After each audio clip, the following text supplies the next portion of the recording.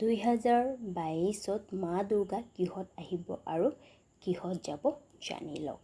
নমস্কাৰ বন্ধু বান্ধৱীসকল, আপোনালোকক মোৰ চেনেললৈ স্বাগতম জনালোঁ।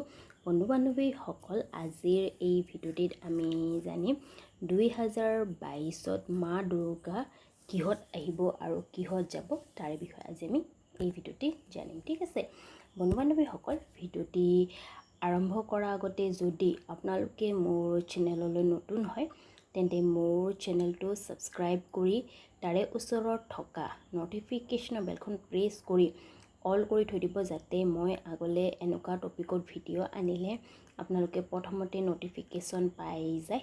আৰু যদি আপোনালোকক মোৰ এই ভিডিঅ'টি ভাল লাগে তেন্তে এটা লাইক কৰিব, লগতে বন্ধুবৰ্গলৈ শ্বেয়াৰ কৰিব। ঠিক আছে, তেন্তে আহক বন্ধু বান্ধৱীসকল, এতিয়া আমি ভিডিঅ' আৰম্ভ কৰোঁ। বন্ধু বান্ধৱীসকল, পঞ্জিকা অনুযায়ী মহালয়া পৰ্ব 2022ৰ 25 ছেপ্টেম্বৰ অৰ্থাৎ 8 আহিন ৰবিবাৰে শুভ আৰম্ভণি হ'ব।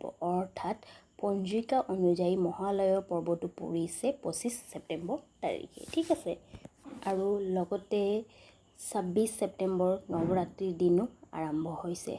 এই দিনটো সোমবাৰৰ দিন পৰিছে। আৰু বন্ধু বান্ধৱীসকল, 26 ছেপ্টেম্বৰৰ পৰা নৱৰাত্ৰিৰ আৰম্ভ কৰি 5 অক্টোবৰলৈ মনোৱা হ'ব।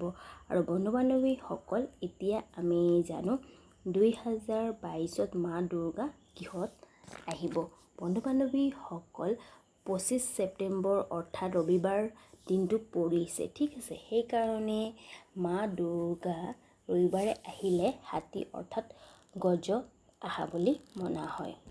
আৰু বন্ধু বান্ধৱীসকল, 25 ছেপ্টেম্বৰৰ দিনা মা দুৰ্গাৰ আগমনৰ কাৰণে আৰু ৰবিবাৰ দিনটো পৰাৰ কাৰণে হাতীত আহিব, লগতে তেওঁ অহাৰ কাৰণে শস্য ভাল হ'ব, লগতে মানুহৰ জীৱনলৈ সুখ সমৃদ্ধি আহিব, আৰ্থিক লাভ হ'ব বা মানুহে আৰ্থিক লাভ পাব, লগতে মানুহৰ জ্ঞান বৃদ্ধি হ'ব। আৰু বন্ধু বান্ধৱীসকল, 2022ৰ 5 আগষ্ট অক্টোবৰৰ দিনা অৰ্থাৎ বুধবাৰ পৰিছে, সেইদিনা মা দুৰ্গা নৌকাত যাব, যাৰ বাবে জলবৃদ্ধিও হ'ব, শস্য বৃদ্ধিও হ'ব। গতিকে বন্ধু বান্ধৱীসকল, এয়া আছিলে 2022ত মা দুৰ্গা কিহত আহিব আৰু কিহত যাব তাৰে বিষয়ে। যদি আপোনালোকক মোৰ এই ভিডিঅ'টি বা জানকাৰী ভাল লাগিছে তেন্তে মোৰ ভিডিঅ'টো লাইক, শ্বেয়াৰ আৰু কমেণ্ট কৰি জনাব। ঠিক আছে, ধন্যবাদ।